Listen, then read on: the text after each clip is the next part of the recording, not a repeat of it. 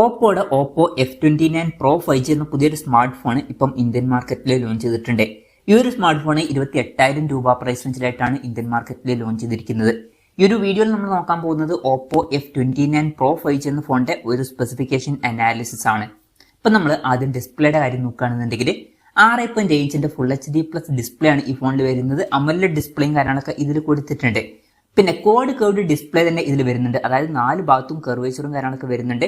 അത് നല്ലൊരു കാര്യമാണ്. പഞ്ചോൾ ഡിസൈൻ ഇതിൽ കൊടുത്തിട്ടുണ്ട്. പഞ്ചോൾ വരുന്ന ടോപ്പ് സെന്റർ ഭാഗത്തായിട്ടാണ്. 120 ഹെർട്സിന്റെ റീഫ്രഷ് റേറ്റ് ഇതിൽ സപ്പോർട്ട് ചെയ്യുന്നുണ്ട്. 240 ഹെർട്സിന്റെ ടച്ച് സാമ്പിളിംഗ് റേറ്റും വരുന്നുണ്ട്. പിന്നെ പീക്ക് ബ്രൈറ്റ്നസ് വരുന്നത് 1200 നിറ്റ്സ് ആണ്. ഗൊറില്ല ഗ്ലാസ് വിക്ടസ് 2ന്റെ പ്രൊട്ടക്ഷൻ വരുന്നുണ്ട്. അപ്പോൾ മികച്ചൊരു പ്രൊട്ടക്ഷൻ ഫോണിന്റെ ഫ്രണ്ടിൽ കൊടുത്തിട്ടുണ്ട്. ഇപ്പോൾ ഡിസ്പ്ലേ ഫീച്ചേഴ്സ് മൊത്തത്തിൽ നോക്കുമ്പോൾ അത്യാവശ്യം നല്ല ഡിസ്പ്ലേ ഫീച്ചേഴ്സ് ആണ് എന്ന് പറയാവുന്നതാണ്. ഇപ്പോൾ കർവ്ഡ് ഡിസ്പ്ലേയും മികച്ചൊരു പ്രൊട്ടക്ഷനും ഒക്കെ ഇതിൽ വരുന്നുണ്ട്. പിന്നെ in display finger print sensor ഇതിൽ കൊടുത്തിട്ടുണ്ട്. ഫോണിന്റെ വെയിറ്റ് വരുന്നത് ഏകദേശം 180 ഗ്രാം ആണ്. തിക്നെസ് വരുന്നത് 7.6 mm ആണ്. ഇപ്പം 6000 mAh ബാറ്ററി ഉണ്ടായിട്ടും വെയിറ്റും തിക്നെസ് ഒക്കെ ഇതിൽ മെയിൻറ്റെയിൻ ചെയ്തു എന്നുള്ളത് നല്ലൊരു കാര്യം തന്നെയാണ്. പിന്നെ ഇതിൽ IP66, 68 അതുപോലെ തന്നെ 69 റേറ്റിംഗ് ഒക്കെ സപ്പോർട്ട് ചെയ്യുന്നുണ്ട്. അപ്പം മികച്ചൊരു IP റേറ്റിംഗ് വരുന്നുണ്ട്. അതെടുത്ത് പറയേണ്ട ഒരു കാര്യമാണ്. MIL STD 810Hന്റെ സർട്ടിഫിക്കേഷൻ ഇതിന് വരുന്നുണ്ട്. പൊതുവെ ബിൽഡ് ക്വാളിറ്റിക്ക് ലഭിക്കുന്ന സർട്ടിഫിക്കേഷൻ ആണ്. അതും നല്ലൊരു കാര്യമാണ്. പിന്നെ 360 ഡിഗ്രി ആർമർ ബോഡിയൊക്കെ ഇതിൽ വരുന്നുണ്ട്. ഇതൊക്കെ നല്ല കാര്യങ്ങൾ തന്നെയാണ്. പക്ഷേ ഇത് ആവശ്യത്തിൽ കൂടുതലായിട്ട് അവർ മാർക്കറ്റ് ചെയ്യുന്നുണ്ടോ എന്നുള്ള ഒരു ഡൗട്ടും ഉണ്ട്. ഇപ്പം മെയിനായിട്ട് അവർ ഈ ഒരു കാര്യം വെച്ചിട്ടാണ് ഈ ഒരു ഫോൺ മാർക്കറ്റ് ചെയ്യുന്നത്. ഇപ്പോൾ ഫോണുകൾക്ക് സ്ട്രെങ്ത് എന്നുള്ളത് ഇമ്പോർട്ടൻ്റ് ആയിട്ടുള്ള ഒരു കാര്യം തന്നെയാണ്. പക്ഷെ അത് മാത്രമല്ല ഇമ്പോർട്ടൻ്റ് ആയിട്ടുള്ള ഒരു കാര്യം. പിന്നെ ഈ ഫോണിന്റെ ഗ്രാനൈറ്റ് ബ്ലാക്ക് അതുപോലെ തന്നെ മാർബിൾ വൈറ്റ് എന്നീ കളർ വേരിയൻസ് ആണ് ഇപ്പോൾ ലോഞ്ച് ചെയ്തിരിക്കുന്നത്. ഇനി പ്രോസസറിന്റെ കാര്യത്തിലോട്ട് വരികയാണെന്നുണ്ടെങ്കിൽ മീഡിയാടെക് ഡിമെൻസിറ്റി 7300 എനർജി എന്ന പ്രോസസറാണ് ഈ ഫോണിൽ വരുന്നത്. ഇപ്പം ഈ ഒരു പ്രോസസർ എന്ന് പറയുന്നത് തിരക്കേടില്ലാത്തൊരു പ്രോസസറൊക്കെ തന്നെയാണ്. പക്ഷേ 28,000 രൂപ പ്രൈസ് റേഞ്ചിന് പറ്റിയിട്ടുള്ള ഒരു പ്രോസസർ അല്ല ഇത്. ഈ ഒരു പ്രൈസ് റേഞ്ചിൽ ഈ ഒരു പ്രോസസർ കുറച്ച് ഡിസപ്പോയിന്റിംഗ് ആണ് എന്ന് പറയേണ്ടി വരും. അപ്പം നിങ്ങൾ മെയിനായിട്ട് നോക്കുന്നത് പെർഫോമൻസ്, ഗെയിമിംഗ് ഇതൊക്കെയാണെന്നുണ്ടെങ്കിൽ ഈ ഒരു ഫോൺ സ്കിപ്പ് ചെയ്യുന്നതായിരിക്കും നല്ലത്. ഇത് ജസ്റ്റ് ബിലോ ആവറേജ് ആയിട്ടുള്ള ഒരു പ്രോസസർ മാത്രമാണ് ഈ ഒരു പ്രൈസ് റേഞ്ചിൽ. ഇപ്പം ഈ ഒരു പ്രൈസ് റേഞ്ചിൽ നമുക്ക് മീഡിയാടെക് ഡിമെൻസിറ്റി 8400 അതുപോലെ തന്നെ സ്നാപ്ഡ്രാഗൺ 8s Gen 3, മീഡിയാടെക് ഡിമെൻസിറ്റി 8350 ഇതുപോലുള്ള പ്രോസസറുമായിട്ട് വരുന്ന ഫോണുകളൊക്കെ കിട്ടുന്നുണ്ട്. പെർഫോമൻസ് ഇതുപോലുള്ള കാര്യങ്ങളൊക്കെയാണ് നിങ്ങൾ നോക്കുന്നുണ്ടെങ്കിൽ അതുപോലുള്ള പ്രോസസറുമായിട്ട് വരുന്ന ഫോണുകളൊക്കെ നോക്കുന്നതായിരിക്കും ഇതിനേക്കാൾ ബെറ്റർ. എന്തായാലും ഇതിൽ പ്രോസസർ കുറച്ച് ഡിസപ്പോയിന്റിംഗ് ആണ്. അത്ര മികച്ച പ്രോസസർ കൊടുത്തിട്ടില്ല. 5G സപ്പോർട്ട് വരുന്നുണ്ട്. 9ഓളം 5G ബാൻഡ്സ് കൊടുത്തിട്ടുണ്ട്. ബേസ് വേരിയന്റിൽ 8GB റാമും 128GB ഇന്റേണലുമാണ് വരുന്നത്. 8GB റാമും 256GB ഇന്റേണലുമായിട്ട് വരുന്ന വെർഷനും 12GB റാമും 256GB ഇന്റേണലുമായിട്ട് വരുന്ന വെർഷനും വരുന്നുണ്ട്. പിന്നെ LPDDR4Xന്റെ റാമും UFS 3.1 സ്റ്റോറേജ് ടൈപ്പും ഇതിൽ കൊടുത്തിട്ടുണ്ട്. വെർച്വൽ റാം എന്നുള്ള ഫീച്ചർ വരുന്നുണ്ട്. അതായത് എക്സ്ട്രാ റാം വേണ്ട സമയത്ത് ഇന്റേണൽ മെമ്മറിയിൽ നിന്ന് കുറച്ച് മെമ്മറി എടുത്തിട്ട് അത് റാം ആയിട്ട് യൂസ് ചെയ്യുന്നതായിരിക്കും. അങ്ങനെ 8GB റാം വരെ എക്സ്ട്രാ നമുക്ക് ലഭിക്കുന്നതായിരിക്കും. പിന്നെ സ്റ്റീരിയോ സ്പീക്കേഴ്സ് ഈ ഫോണിൽ കൊടുത്തിട്ടുണ്ട്. ആൻഡ്രോയിഡ് 15 ബേസിലുള്ള കളർവൈസ് സോഫ്റ്റ്വെയർ ആണ് ഈ ഫോണിൽ വരുന്നത്. 2 കൊല്ലത്തെ OS അപ്ഡേറ്റും അതുപോലെ തന്നെ 3 കൊല്ലത്തെ സെക്യൂരിറ്റി അപ്ഡേറ്റ്സും കാര്യങ്ങളൊക്കെ ഇതിൽ ലഭിക്കുന്നതായിരിക്കും. ക്യാമറയുടെ കാര്യം പറയുകയാണെന്നുണ്ടെങ്കിൽ ഫോണിന്റെ പിന്നീട് ഡ്യുവൽ ക്യാമറ സെറ്റപ്പ് ആണ് കൊടുത്തിരിക്കുന്നത്. 50 മെഗാ പിക്സലിന്റെ 1.8 അപ്പേഴ്സിൽ വരുന്ന മെയിൻ ക്യാമറ സെൻസറാണ് ഈ ഫോണിൽ വരുന്നത്. ഇതിൽ OSന്റെ സപ്പോർട്ട് വരുന്നുണ്ട്.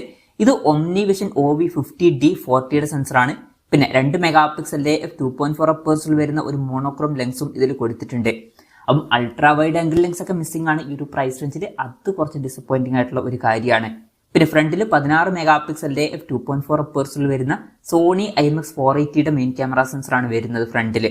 അപ്പം ഓൺ പേപ്പർ ക്യാമറ സ്പെസിഫിക്കേഷൻ നോക്കുമ്പോൾ അത്ര മികച്ച ക്യാമറ സ്പെസിഫിക്കേഷൻ എന്നൊന്നും പറയാൻ പറ്റില്ല. അറ്റ്ലീസ്റ്റ് ഒരു അൾട്രാ വൈഡ് ആംഗിൾ ലെൻസ് എങ്കിലും അവർക്ക് കൊടുക്കായിരുന്നു. ഇനി ബാറ്ററിയുടെ കാര്യത്തിലോട്ട് വരികയാണെന്നുണ്ടെങ്കിൽ 6000 mAh ബാറ്ററി കൊടുത്തിട്ടുണ്ട്. അപ്പോൾ നല്ലൊരു ബാറ്ററി കപ്പാസിറ്റി വരുന്നുണ്ട്. അത് നല്ലൊരു കാര്യമാണ്. 80 വാട്ടിന്റെ ഫാസ്റ്റ് ചാർജ് സപ്പോർട്ട് വരുന്നുണ്ട്. അത് നല്ലൊരു ചാർജിങ് സ്പീഡും ആണ്. പിന്നെ Type-C ചാർജിംഗ് പോർട്ടും ഇതിൽ കൊടുത്തിട്ടുണ്ട്. അപ്പം അത്യാവശ്യം നല്ലൊരു ബാറ്ററി സെറ്റപ്പ് ഇതിൽ വരുന്നുണ്ട് എന്ന് പറയാവുന്നതാണ്. അപ്പം ഇതൊക്കെയാണ് മൊത്തത്തിൽ ഫീച്ചേഴ്സിനെ പറ്റി പറയാനുള്ള കാര്യങ്ങൾ. പിന്നെ വിലയുടെ കാര്യം പറയുകയാണെന്നുണ്ടെങ്കിൽ 8GB റാം 128GB ഇന്റേണൽ വെർഷന്റെ വില വരുന്നത് 27,999 രൂപയാണ്. 8GB റാം 256GB ഇന്റേണൽ വെർഷന്റെ വില വരുന്നത് 29,999 രൂപയാണ്. അതുപോലെ തന്നെ 12GB റാം 256GB ഇന്റേണൽ വെർഷന്റെ വില വരുന്നത് 31,999 രൂപയാണ്. ഏപ്രിൽ 1 മുതലാണ് ഈ ഫോണിന്റെ സെയിലും കാര്യങ്ങളൊക്കെ സ്റ്റാർട്ട് ചെയ്യുന്നത്. പിന്നെ HDFC, SBI, axis bank, bank of Baroda അതുപോലെ തന്നെ IDFCയുടെ ഒക്കെ ബാങ്കിന്റെ കാർഡ് യൂസ് ചെയ്യുകയാണെന്നുണ്ടെങ്കിൽ 10% ഓഫും കാര്യങ്ങളൊക്കെ ഇനീഷ്യലി ലഭിക്കുന്നതായിരിക്കും. എന്തായാലും ഓവറോൾ നോക്കുകയാണെന്നുണ്ടെങ്കിൽ അപ്പം ഈ ഒരു ഫോണിൽ അത്യാവശ്യം നല്ലൊരു ബാറ്ററി സെറ്റപ്പ് വരുന്നുണ്ട്, നല്ല ഡിസ്പ്ലേ ഫീച്ചേഴ്സും വരുന്നുണ്ട്, പിന്നെ അത്യാവശ്യം നല്ല സ്ട്രോങ് ആയിട്ടുള്ള ഒരു സ്മാർട്ട് ഫോൺ ആണ് എന്നും പറയാവുന്നതാണ്. അതിനനുസരിച്ചിട്ടുള്ള സർട്ടിഫിക്കേഷൻസ് ഒക്കെ ലഭിച്ചിട്ടുണ്ട്. പക്ഷേ ഈ ഒരു പ്രൈസ് റേഞ്ചിന് പറ്റിയിട്ടുള്ള പ്രോസസ്സറോ അല്ലെങ്കിൽ ഓൺ പേപ്പർ ക്യാമറ സ്പെസിഫിക്കേഷനോ ഇതിൽ വരുന്നില്ല. അൾട്രാ വൈഡ് ആംഗിൾ ലെൻസ് ഒക്കെ മിസ്സിംഗ് ആണ്. അപ്പം നിങ്ങൾക്ക് നല്ല ബാറ്ററിയുമായിട്ട് വരുന്ന അതുപോലെ തന്നെ നല്ല ഡിസ്പ്ലേ ഫീച്ചേഴ്സ് ഉള്ള ഒരു ഫോൺ വേണമെന്നുണ്ടെങ്കിൽ ഈ ഫോൺ നോക്കാം എന്നേ ഉള്ളൂ. പക്ഷേ പ്രോസസ്സർ കുറച്ച് ഡിസപ്പോയിന്റിംഗ് ആണ്, ആ കാര്യം ശ്രദ്ധിക്കണം. ക്യാമറ സെറ്റപ്പും അത്ര മികച്ചതല്ല. അപ്പം എൻ്റെ ഒരു അഭിപ്രായത്തിൽ ഈ ഒരു പ്രൈസ് റേഞ്ചിൽ ഈ ഒരു ഫോൺ സ്കിപ്പ് ചെയ്തിട്ട് ഇതിനേക്കാൾ ബെറ്റർ ആയിട്ടുള്ള ഫീച്ചേഴ്സുമായിട്ട് വരുന്ന ഫോണുകൾ വരുന്നുണ്ട്. ഇപ്പം ഇതുപോലെ തന്നെ മികച്ച ഡിസ്പ്ലേ ഫീച്ചേഴ്സും അതുപോലെ തന്നെ ബാറ്ററിയുമായിട്ട് വരുന്ന ഫോണുകൾ വേറെയും വരുന്നുണ്ട്. അതിൻ്റെ കൂടെ നമുക്ക് ബെറ്റർ ആയിട്ടുള്ള പ്രോസസ്സറും ലഭിക്കുന്നുണ്ട്. അപ്പം എൻ്റെ ഒരു അഭിപ്രായത്തിൽ ഇത് സ്കിപ്പ് ചെയ്തിട്ട് അതുപോലുള്ള ഫോണുകൾ നോക്കുന്നതായിരിക്കും നല്ലത്. പിന്നെ ഇതൊരു ഓഫ്ലൈൻ ഫോണാണ്, അതുകൊണ്ട് തന്നെ സ്വാഭാവികമായിട്ട് വില കുറച്ച് കൂടുന്നതായിരിക്കും. എന്തായാലും ഈ ഒരു പ്രൈസ് റേഞ്ചിൽ ഈ ഒരു പ്രോസസ്സർ അത്ര മികച്ചൊരു പ്രോസസ്സറായിട്ട് എനിക്ക് പേഴ്സണലി ഫീൽ ചെയ്തിട്ടില്ല. പിന്നെ ഈ ഒരു ഫോണിന്റെ ബിൽഡ് ക്വാളിറ്റിയുടെ പേരും പറഞ്ഞിട്ട് ഈ ഒരു ഫോൺ ഓഫ്ലൈൻ മാർക്കറ്റിൽ അത്യാവശ്യം നല്ലോണം വിറ്റ് പോകാൻ ചാൻസ് ഉണ്ട്. എന്തായാലും ഓപ്പോയുടെ ഓപ്പോ F29 Pro 5G എന്ന പുതിയൊരു സ്മാർട്ട് ഫോൺ ഇപ്പോൾ ലോഞ്ച് ചെയ്തിട്ടുണ്ട്. ഈ ഒരു പ്രൈസ് റേഞ്ചിൽ ഇത് അത്ര മികച്ചൊരു ഫോണായിട്ട് എനിക്ക് പേഴ്സണലി തോന്നിയിട്ടില്ല. ഈ ഒരു ഫോണിനെ പറ്റിയിട്ടുള്ള നിങ്ങളുടെ അഭിപ്രായം ജസ്റ്റ് ഒന്ന് കമന്റ് ചെയ്യുക.